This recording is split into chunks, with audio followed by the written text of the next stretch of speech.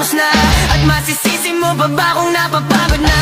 Kahit na mahal kita, hindi sapat na dahilan na manatili pa sa tabi mo.